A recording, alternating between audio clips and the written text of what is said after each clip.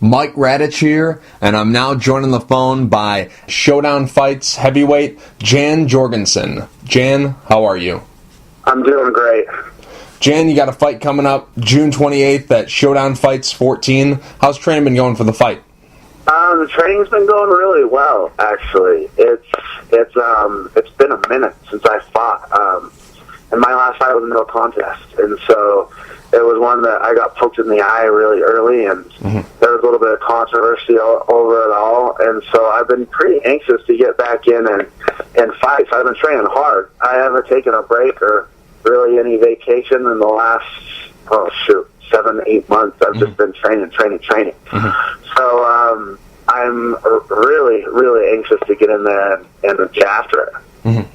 Now, you bring up the eye poke in your last fight. The fight originally ended by TKO. Like, that was the judgment at the end of the fight. That was what they called it, but it eventually got changed to a no contest. How confident were you that that fight was going to get switched to a no contest? Because it's kind of a slippery slope, because for the commission to overturn the ruling of a fight, they've kind of have to admit on their end that they've made a mistake. Sometimes these commissions will back their guy. They hire this referee to put in there, and for them to overturn it, they're overruling what he did, and a lot of those referees and judges, they don't, the commissions don't really like to, step on their toes and change what they do. So were you confident that it would be changed to a no contest? Because it was a very obvious call that it was an eye poke, but still, with the way these commissions work, you never know.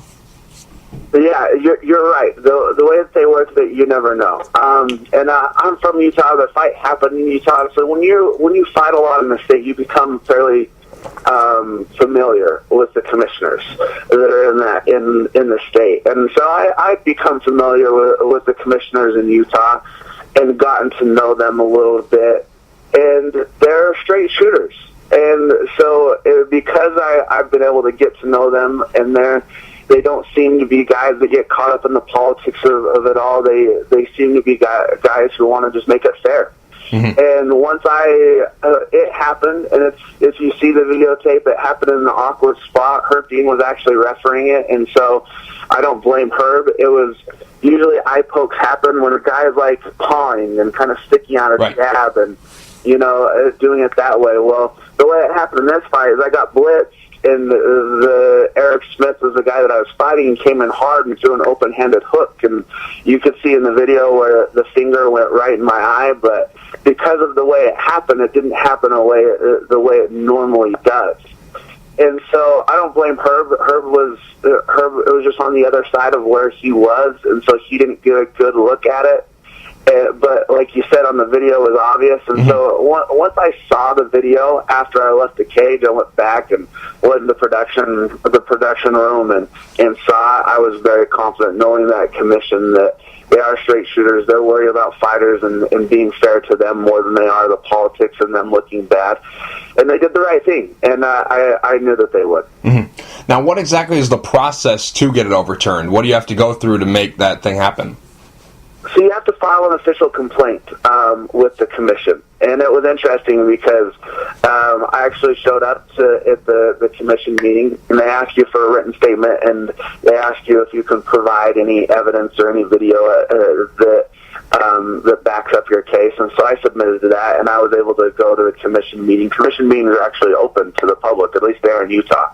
I don't know how they are, if they are in other states. So anybody can go and bring up, a case or motions in front of the commission.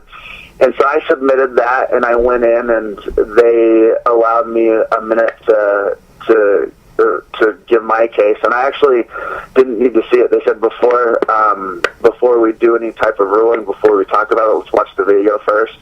And they watched the video, and they said, "Oh, yeah, there was an illegal eye poke. That resulted in the end of the fight, so we'll make it a no contest." But they usually review the video.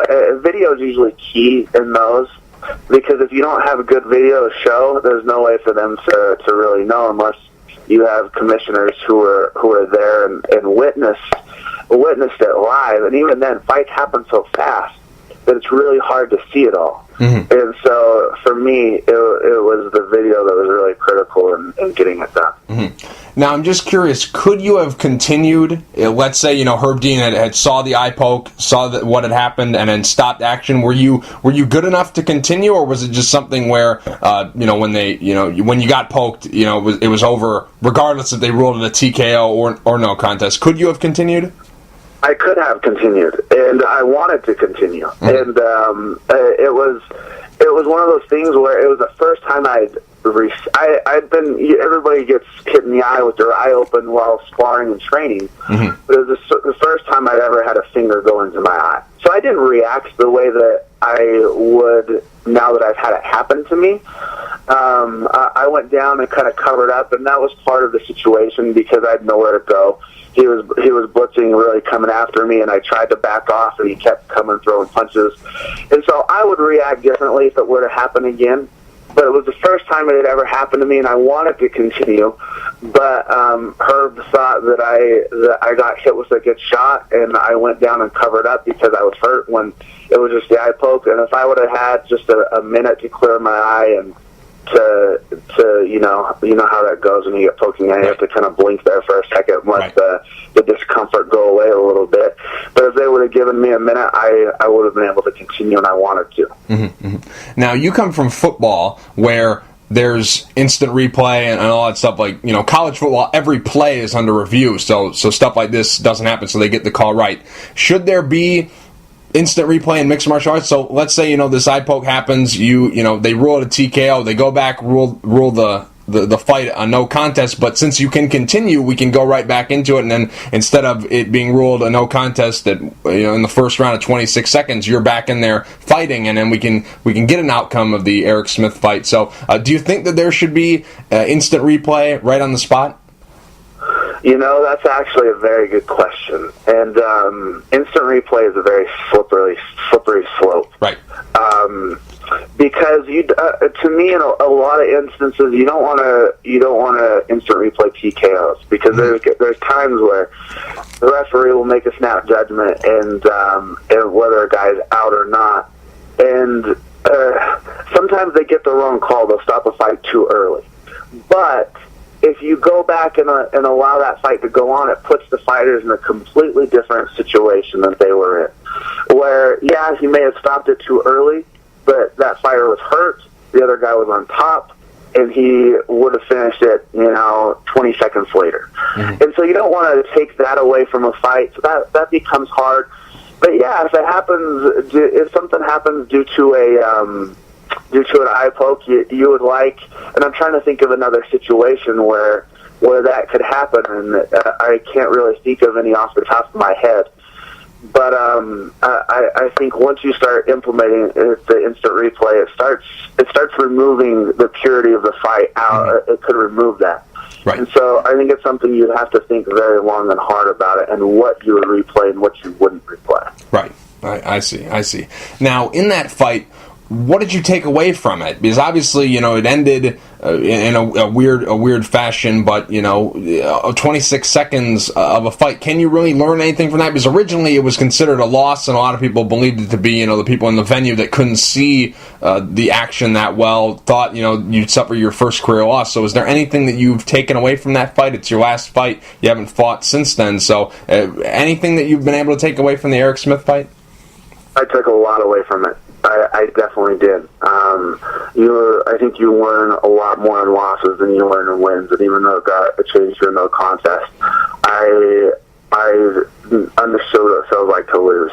And I've been, not that I didn't train hard before that, but I've trained with a new resolve since that happened. And even though it got overturned, I don't ever want to feel that feeling again. And so I definitely took a lot from that fight, from how ready I need to be when I step in the cage. I've decided to change a little bit of my preparation process, the way my routine goes in the locker room before I go in. So I'm going to change that, and I'll just just the feeling I felt. It's not something I want to feel again. And it gave me a new resolve in my training. So I would actually say I took a lot from that fight. In a promotional video for this upcoming fight at Showdown Fights 14, you said the Saint, he's gone, he's dead. You moved on from that. Is that what you're talking about here? From what you learned from the Eric Smith fight, is that what you meant in that video? That is what I meant. There's a lot of times I'm too nice, and I'll straight up admit that. I'm too nice in training. I think at times I give my opponent too much respect as I'm going in there. Not that I'm going to become a dirty fighter all of a sudden, but I'm too nice at times. And when I say the Saint is dead, it's not that I'm not a good person anymore. It's the fact that when I get in there and when that bell rings, whether it's in training, whether it's in the cage, I'm trying to hurt you. That's what we're doing in those 5 minutes from bell to bell, and those 15 minutes or 25 minutes, however long that fight goes. And during that time span, I'm trying to hurt you. I'm going to try to damage you. I'm going to try to do everything I can to win that fight. I can be the nice guy before, and I can be the nice guy after it goes, but in between those bells, it's a different story. And I've carried that into my training, and I am definitely taking that into this next fight. Now, why couldn't you get a rematch with Eric Smith? Is it just the simple fact that he's with Bellator now and that fight wasn't able to be made? Did he not want to take another fight with you? What's the reason why you couldn't get that rematch?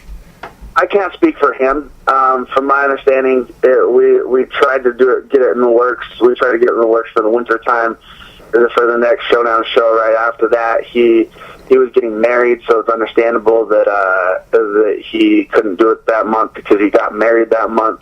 He didn't feel like he had enough time to train for it. And then the next show was this one, and he signed with Bellator and fought Czech Congo a few weeks ago. Maybe around a month ago. I don't know exactly how long ago that fight was off the top of my head, but it was kind of just simply that. From what I understand, I can't say whether he wanted to take the fight, whether he didn't want to take the fight. He's a tough guy. I don't imagine that he would be dodging me. If he is, then whatever. But he took that fight with Czech Congo, which is a great opportunity, and I don't blame him for taking it. And just, I guess, what wasn't in the stars. I see. Now, you're fighting out of the Pit Elevated. When we think of guys who train there, we think of Josh Berkman, Court McGee, Steven Seiler, Brock Jardine, a lot of smaller guys when we think about that gym. And you're a heavyweight, so who are some of the bigger guys that you have there to work with? So we have some bigger guys who are some up-and-comers and who are very good fighters that I get a chance to train with. And we've got a number of them, and they're all on their way up. They're all out there winning fights and going out there. I've got a guy named Shante Williams, and I've got a guy named Danny Gund, and then I have a good friend who trains up at Jeremy Horn's, who's a gym up in Salt Lake. Everybody knows that name, Jeremy Horn, but right. The real C. Sean O'Connell, who's fighting on the UFC in New Zealand just that same night I'm fighting, actually. And him and I, we were really good friends. We were roommates for a while. So him and I will meet up and train together, and he's a 205er. And so I've got a good group of big guys that I train with and have been able to test my skills and get ready for this fight with. I see. Now, has the Pit Elevated been your gym since day one? It has. It's the one I started with. I've done some training other places. You know, I've gone other places to get some good training in. I've got a lot of great instruction and coaching actually from Jeremy Horn. I've worked a lot with him and his guys. And the Pit and Jason Merlick, they've been my home for the entire time.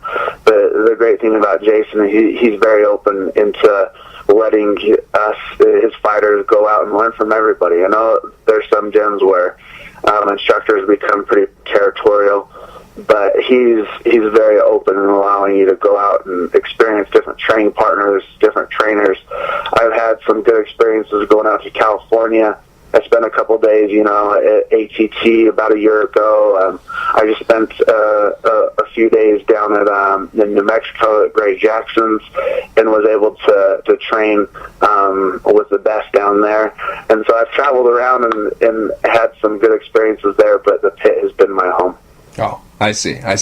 Now, Jan, there's a bunch of questions that I want to ask you about your football career before you got into mixed martial arts and your MMA career. I want to get to that as well, but there's a lot of things that I'm dying to ask you. The first thing is I read up about your high school days. Was it true that you were a quarterback and a linebacker in high school? Quarterback and defensive end. You've done your research. I'm impressed. That's very impressive. But yeah, I was a quarterback and defensive end. I'm from a small town, so you played both ways, and I was probably the best athlete there in my school, so I could pick and choose what positions I wanted to play, and I played quarterback and defensive end. Right. Now, Kentucky, Utah, Boise State, and BYU, I believe those were the main schools that were recruiting you. Why BYU? What drew you there? Is it just because you're from that area? You just wanted to stay close to home? What led you to BYU? That was a huge part. For those people who don't know a lot about me, I am a Mormon. I'm a practicing LDS member, and I went and served a 2-year church mission. And that's where you go. You kind of leave everything, and you go out there and just do the Lord's work. And that's what I was out doing, and while I was out there is when I really made my decision on where I wanted to go. And so, but it's kind of strange because people know BYU as a Mormon school, and I was raised by my dad to hate BYU, which is so kind of funny because he played up at Utah State. Oh, but while I was out there, it's the closest school to where my hometown is. I wanted my family to be able to come see me play, and having the religious standards that I wanted to keep. I figured that would be the best environment for me also. So the combination of those things is what led me to choose BYU. And plus, they had a great program, and while I was there, we had a great 4 years. So it was a really good experience. Mm-hmm. Now, what years are we talking about? Are we talking about the years where like Max Hall, Dennis Pitta, Austin Collie, they were on the team, or are we talking before this? What years are we talking about? Those are the years. Again, I'm impressed by your knowledge. It's very impressive. I spent my first year, my freshman year, it was with John Beck. He was my quarterback, right. And that was the first year we really broke into the top 25, and then the next 2 years were Max Hall and Dennis Pitta, and we had all 4 years we finished in the top 25. We even crept up into the top 10 a few times during the season, like after we beat Oklahoma, and it was a big game for people that people got to see. But it was exactly those 4 years, and they were a great 4 years. Mm-hmm, mm-hmm. Now you bring up John Beck, and when he did his mission, he got to go to Portugal. You did your mission in Boise, Idaho. Did you lose a bet or something? Why didn't you get to go to a different country? I felt like it when I first got called. We don't get to choose where we go, and so when I opened up the letter, I was like, "What?" Boise, Idaho is just up the road, but. Like I said, you don't get control over where you go, but it was a great experience nonetheless. I see. Now, a couple questions about BYU, the school, because I've heard some rumors like it's a very strict school. You can't have caffeine, you can't swear, you can't have long hair, all kinds of crazy stuff. Is this true? Some of those things are. They don't have caffeine on campus. I actually think that they just started selling it on campus. I could be wrong on that one. Mm-hmm. So you could have it on campus. They just didn't sell it. They do have a dress code, and not having long hair is part of that, and not having facial hair is part of that. So you have to be clean cut, clean shaven. There was a time that you're supposed to be in your apartment. No girls in your apartments or dorm rooms after midnight. There's a lot of things that go along with that on our code. And yeah, so sometimes it's not easy to live up to it, but that's why I chose to go there, is because of those high standards. I think when you choose to live to high standards, whether it's for religious reasons or you go in the military or anything you do where you're forced to do something that's not easy, I think you grow as a person. And so there are a lot of little rules there that sometimes were tedious, but all in all, I think it made me better. Mm-hmm. I see. Now, how many non-Mormons are on the team? What, at the time you were there? Yeah, because BYU has got such a name in football, I'm trying to think, it's probably about 60-40, I would guess, maybe closer to 70-30 Mormons versus non-Mormons. So there's a lot that are there, and maybe I'm even giving it too high a number. Maybe it's closer to 50-50. I don't know exactly, but there's a lot. But there's also a good mixture of non-Mormons there because BYU is a good football school. People know him from winning a national championship in the 80s, had a Heisman Trophy winner in Ty Detmer, and has had a lot of people go on to have success in the NFL. And so guys will go there because it's a good football school. I see. Now, when you're on your mission, how much football, how much class, how many, the BYU faculty and the coaches on that, how close of an eye are they keeping on you? How often do you check in with those people when you're in a different place than the campus? Depends on who you are. It depends on if they. I didn't have to check in much because I think they knew that they didn't really have to worry about me. If you're a person who's gotten into a little honor code trouble, they'll check up on you more. Right. So it just kind of depends on your track record and what you've done while you're there. They do a really good job of educating you on the system when you come in and making sure you know the rules and what you can and can't do.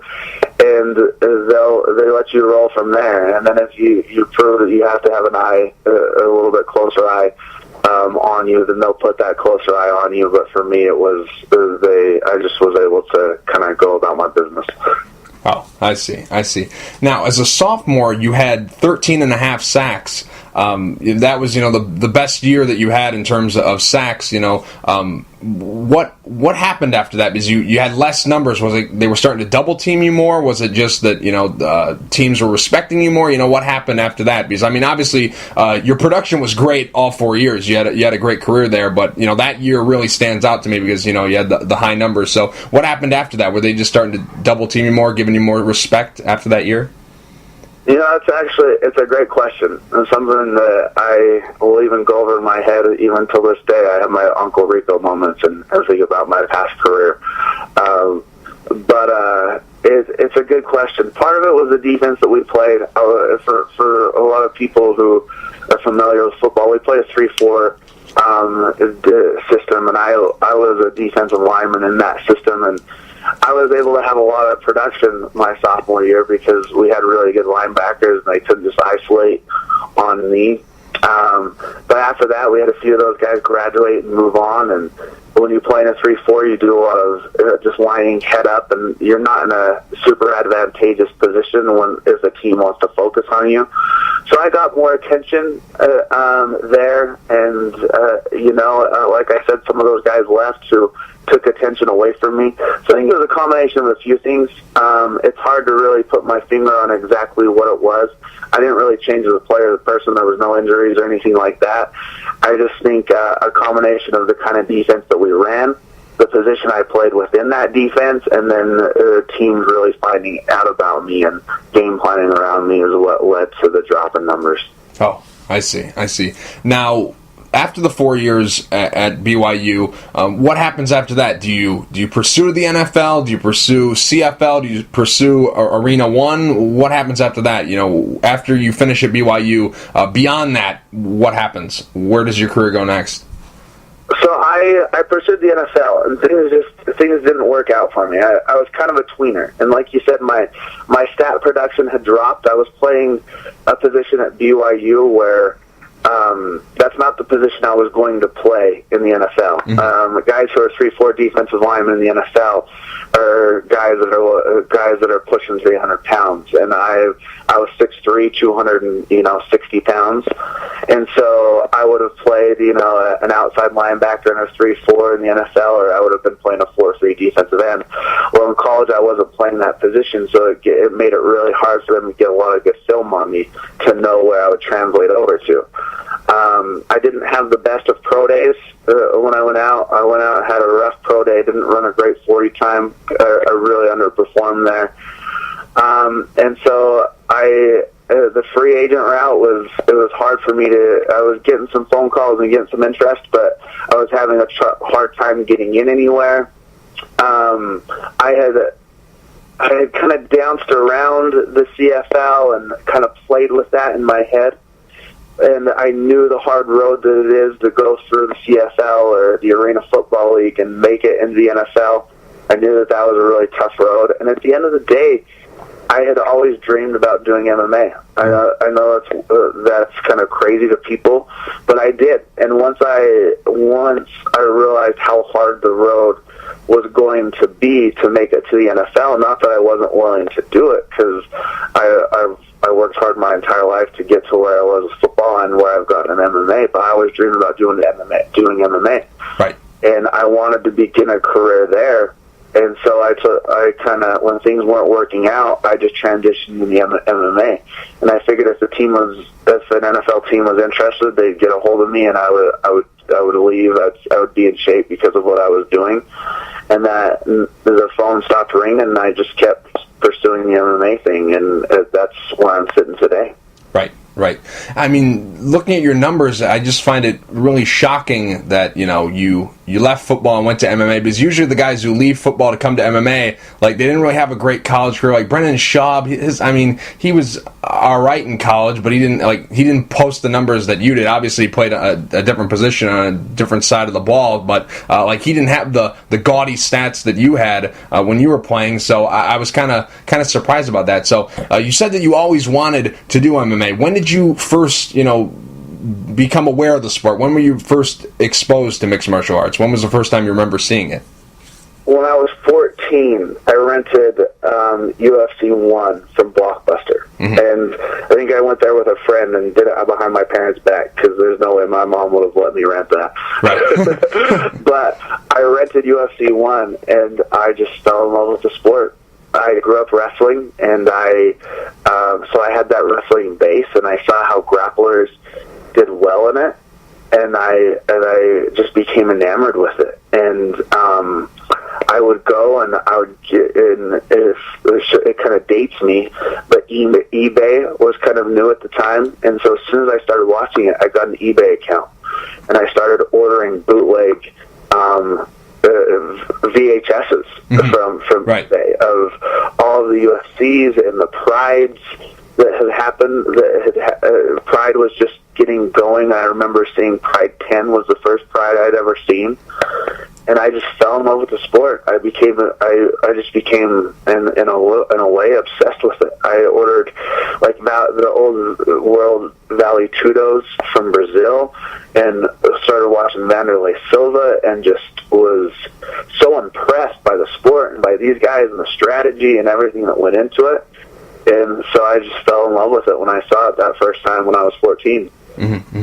Now, when you decide to leave football and transition into MMA, what's the timeline here? Like how long do you wait from when you officially say, okay, the phones stopped ringing, the offers have stopped coming in, to, okay, now I'm going to go into MMA, pursue a career in this? What's the timeline here?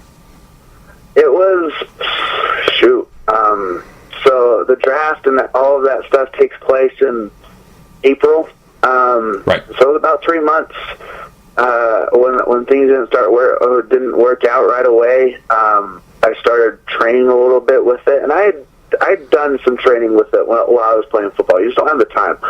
But on the weekends and not during the season, I would spend Saturdays at the pit, elevated, and I would do boxing classes, and I would work with Jason Merlick, who is the head coach for our fight team down there, and I would do little things there, and I just kind of had that seed planted. I had it in the back of my head that I wanted to do it.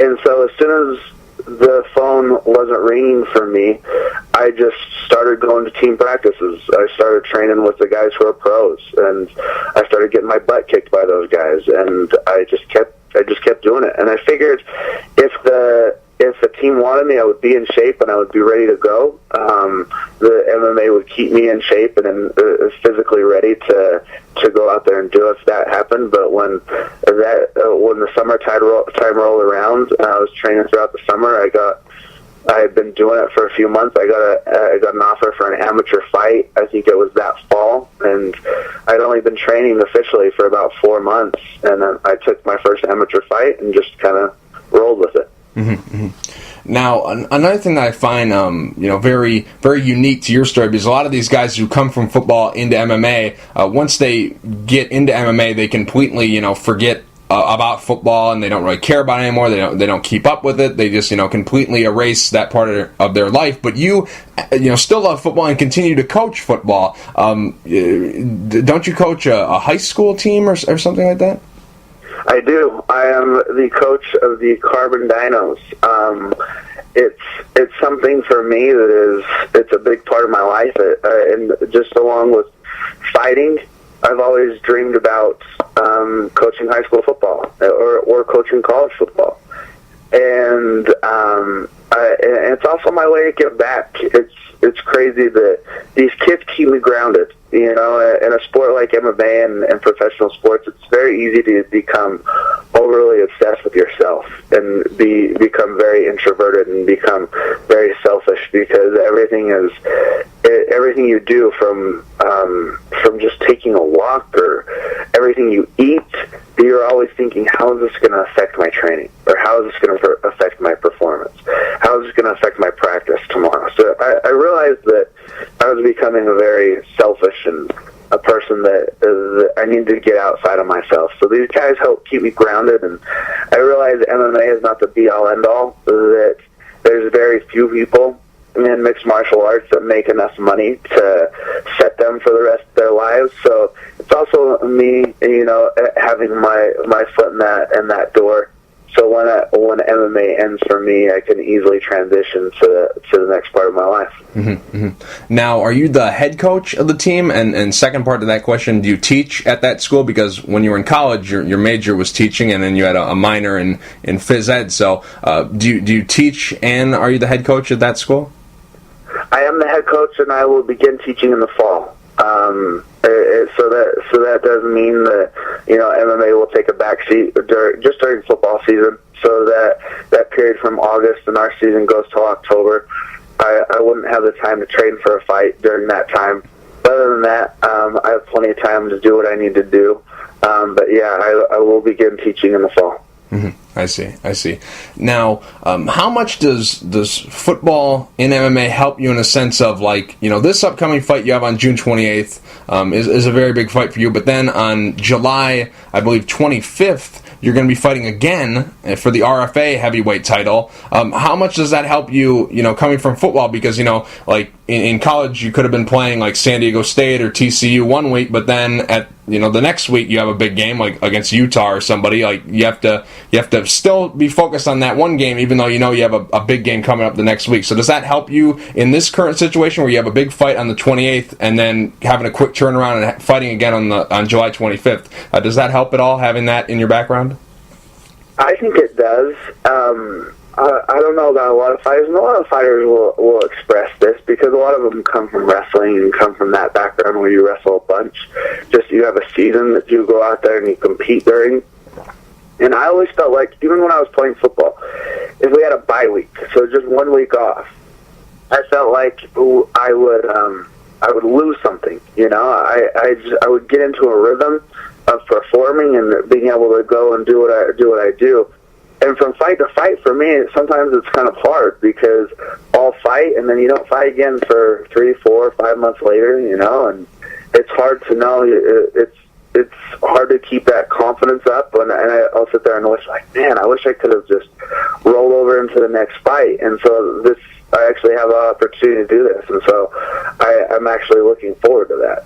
Mm-hmm. Mm-hmm. Now, with your plans in place of, continuing to be the head coach of your team, and then to work at that school and be a teacher, what is this going to do for your fighting? Because obviously, if you win this fight and you win the fight on July 25th for RFA, that puts you at 8-0 and with 1 no contest. And RFA, they're a feeder to the UFC. They like to consider themselves the AAA team to the UFC. And if you win that, good heavyweights are needed in the UFC.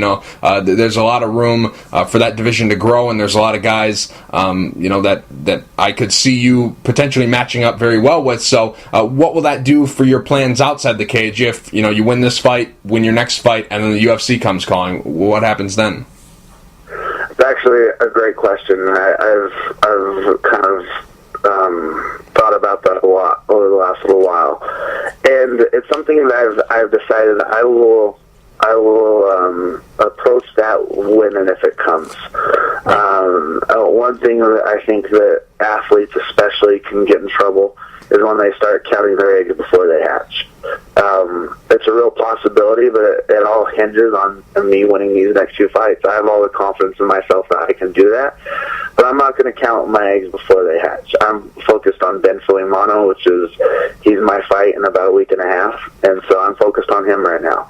And then I'll focus on the fight with RFA and for that heavyweight title. And then after that, I'll focus on the next thing. But for me to sit there and say that I've got a plan when and if this goes right and this goes right for me, then I'm going to quit this or I'm going to do that. I can't say that, because I think that's when you start getting yourself into trouble. And I've done that before. I've done that in my football career and felt like I hurt myself. And so as of right now, I'm focusing on my fight. I'm also focusing on helping my football team get ready for their season coming up this fall. And those are the only things I'm trying to keep my focus on. Because if I start worrying about if this happens and if that happens and then if this happens, I've got to do this, I'm just worrying about way too many things that aren't affecting me right now. So I just got to focus on those things right now. Right. Now, what do your days look like? Because I got to assume you're a very busy man, because not only do you have to train and prepare for this fight, but you also have your team. And, summertime is a perfect time to do, the lifting and the running and the 7-on-7s and all that good stuff. So what do your days look like? They got to be very busy, right? Yeah, it all kind of depends on the day and what's going on. But football gets taken care of in the morning, summertime, so we have our workouts at 7:30 in the morning. So I'm there. I'm with my team from 7:30, and I'm usually busy with football, just depending on the day. From I get there at about 7, and we'll plan the workout, and I'm with the team, and I'm motivating them, and we get that done, and then we'll work on football, and I'll do football things until about noon or so, and then the rest of my day we'll have a mix of whether it's MMA or football things that I have to focus on. But in the afternoons I get my training session in, and then times at night I come back, and the days where I'm doing double days, I come back at night and do another session. And so right now, especially it being summertime, I've got plenty of time to do both. Mm-hmm. And I compare it to a lot of fighters. A lot of fighters in my situation have to work at least a part-time job. Right. And right now, even though I've got Showdown, I've got RFA, you're not making enough money to support yourself 100% with fighting. And so a lot of fighters have a part-time job, and that's kind of what I'm doing right now. Mm-hmm. What kind of football coach are you? Are you a player coach, or are you one of those guys who rules with an iron fist? What kind of coach are you? That's a good question. Sometimes I feel like I'm too much of a pushover. But I'm not a big yeller. I'm a guy who's pretty positive, and I go out there and I try to be a guy who's inspiring and encouraging, and but I'm also very much a perfectionist. I like things to be done right, and when I hear players coach, I feel like sometimes those those coaches let their players get away with everything. Right. I don't do that. I am very positive. I'm not a guy who goes out there and really screams and demeans by any means. But I do demand that you do things correctly. I'm very much a perfectionist, and I feel like that's how I became the football player that I was by doing things right and knowing my technique and doing it properly. And so I hold my guys up to that high level also. Mm-hmm. I see. Now, what are some of the parents of the kids you coach? What do they think of your fighting? Are they, supportive? Do they know that you fight? Do they have any idea what MMA is? What do the parents think about what your nighttime job is? They've all been very supportive so far. Maybe they're just too scared to say anything otherwise. I don't know. But they've been very good with it. We'll see. If things start to go sideways, and if we start not to be very successful, maybe they'll bring it up, because people love to turn on you when that happens. But as of right now, I've gotten no complaints, and I've made it very clear to when I was taking the job, to administration and to the principal of the school, to my superintendent, that I was doing this, and I had no intention in stopping. And they were fine with it, and the parents have been good, and I think it's a positive thing. I want my kids, and I want my players to realize that they can do more. They're capable of doing extraordinary things. I know a lot of them have school that they're focused on. Some of them have school and jobs and football. Some of them have school, job. They're playing baseball and working out for football. And I want them to know that they can do that, and they can excel at all these things. And I feel like by me being a coach and also doing this on the side, and doing both and excelling at both, they can excel at a lot of different things. And so I think they see it that way. I hope they see it that way, and that's the message I'm trying to get across to them. I see.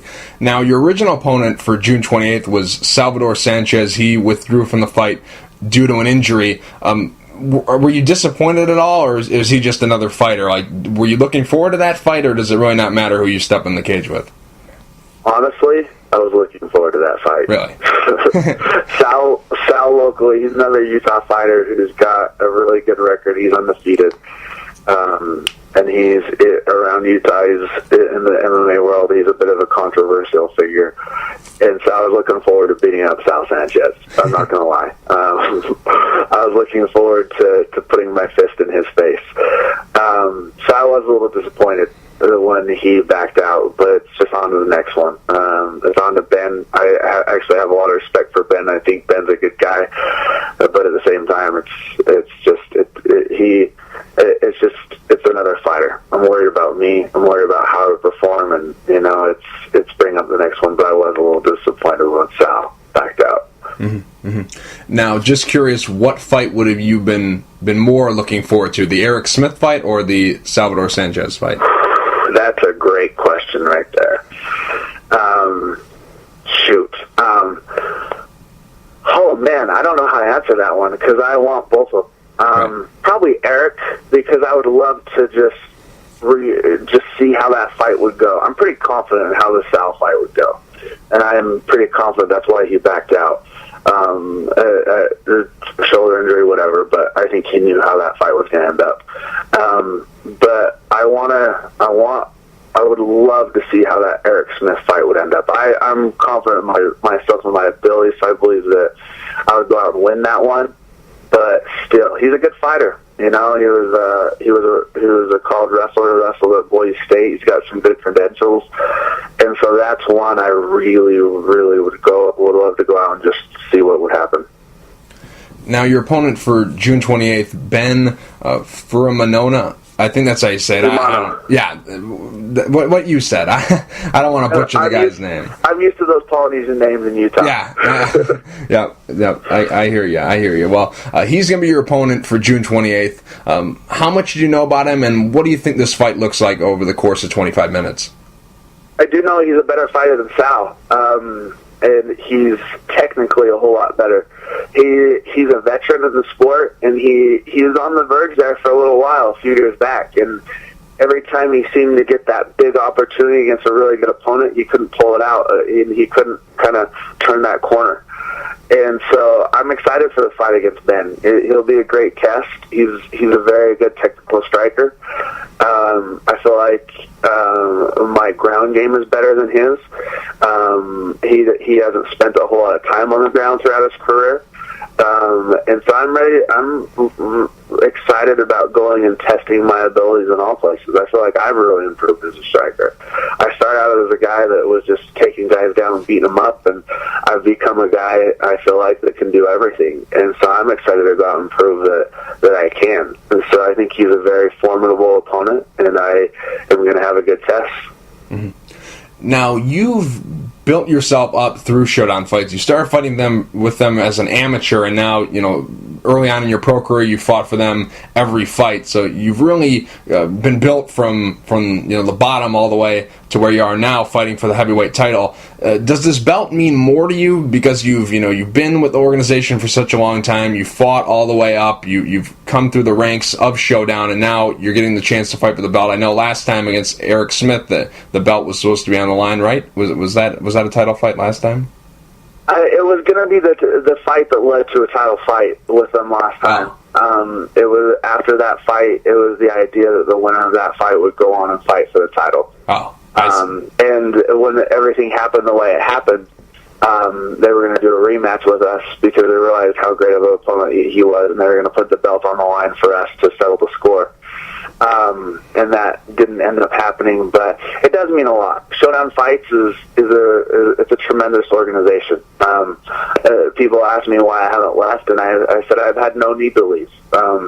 They bring in good opponents. They have a great track record. You mentioned Josh Berkman earlier that I do train with Josh, and that he's a guy who's done great things and is doing great things, and there's a number of guys who have moved on from Showdown to go into the UFC, or just left the UFC to go into Showdown, and so they have a good name. And I haven't had a need to go anywhere else, and so I have really spent my time there, and I'm excited to prove that I'm the best heavyweight in that organization, and to show the people of Utah that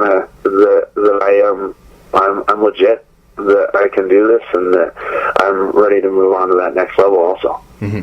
Now, Showdown Fights, like you mentioned, they have the roster. They had these guys who have either, they built up and have gotten them to a big show, or they've taken them when they've been released from a big show and rebuilt them and then try to get them back into a bigger show.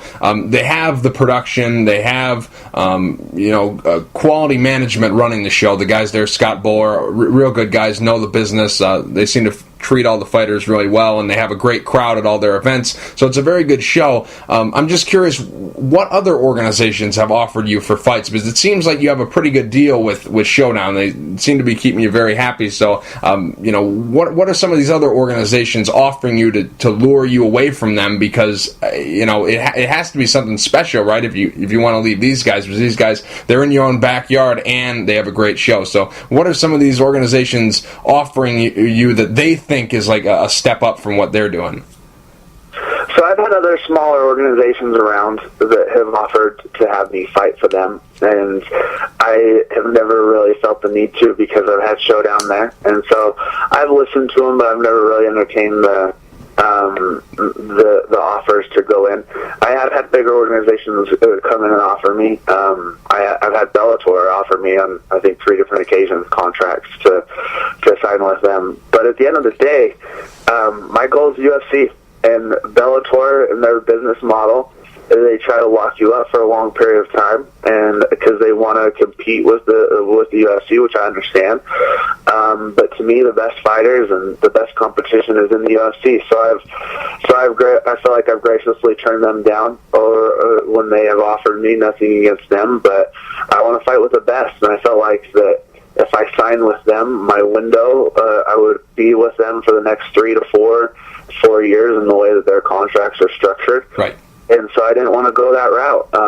I felt like I only have, my window is only so big, and I wanted to, if I was going to spend it, I wanted to spend it in the UFC. And so I've I've stayed away from them, and I've just kept with Showdown, and the RFA has come in, and they've given me a good opportunity, and their contract is structured so that I'll fight for them, and if I don't have a fight for them during a certain period of time, I can fight for Showdown, which is in my own state.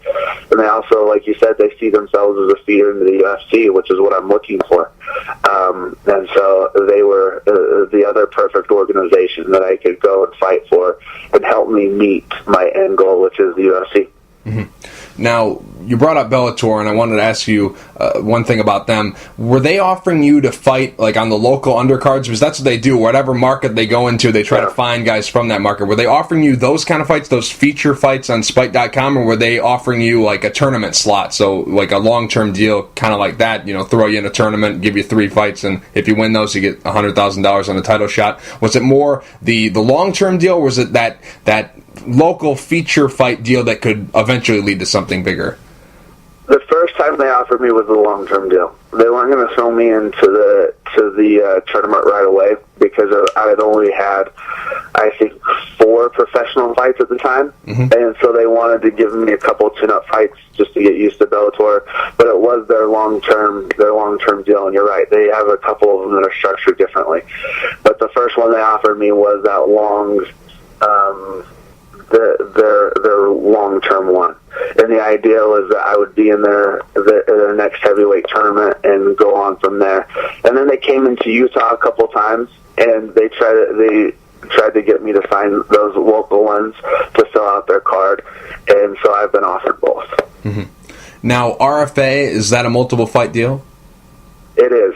Yeah, it is. But there's some things built in there, like I said, where I could fight for Showdown if there's a gap in between shows when they plan to use me, and there's the built-in UFC if the UFC comes calling. So it is a multiple fight deal, I believe. I'm trying to think off the top of my head.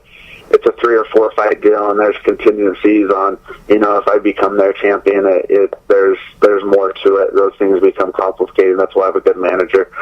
But they've structured it, and they've been very fair to me on how they've structured it. Mm-hmm. Jan, last question, and I know it's been a very long interview, so I really appreciate your time, but one more question here. When you got into this sport, what were some of your short-term goals, and what were some of your long-term goals that you had for getting in this sport, and how many goals that you had when you originally laid out the plan for getting into MMA have you accomplished? So my goal is always to be the best at what I do. I don't get into something just to be mediocre. I think it's wrong, especially for a sport like MMA, where you say, I want to get in that and just be okay. Right. I didn't do that with this sport. My goal is to be a high-end, top-level championship contending UFC fighter. And I kind of laid out a plan, and there's been some hiccups in the road, and as a fighter, you can't always predict. Sometimes, like the last 6 months, I've been trying as hard as I can to get a fight scheduled, and it doesn't always work out where you can get a fight scheduled, where shows don't end up happening in this level of MMA. It's very unpredictable, as you realize as a fighter. But I'm getting close to that UFC goal, and that's been the main goal. And not only getting there, but working my way up. And so I've been on my way, and I've been able to meet most of my goals so far. I know ideally I wanted to be there by now, with where I began, but it's something I'm still working towards. So, and I still have an opportunity to meet that. Mm-hmm. Jan, real quick before I let you go, do you have any sponsors you'd like to thank, and is there anything you'd like to say to the fans? I've got some very good sponsors, and VA Mortgage has been a big one, and what they do here, they do a great job taking care of veterans and getting them into homes and helping them out. So VA Mortgage has been one that's really kept me going. And the Pit Elevated and my coaches there, Jason Merlich, being up there, he's been awesome. And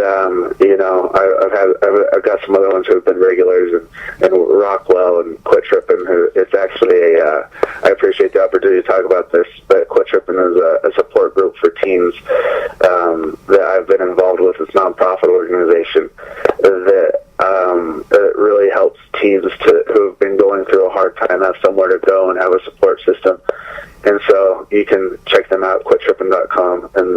awesome for me.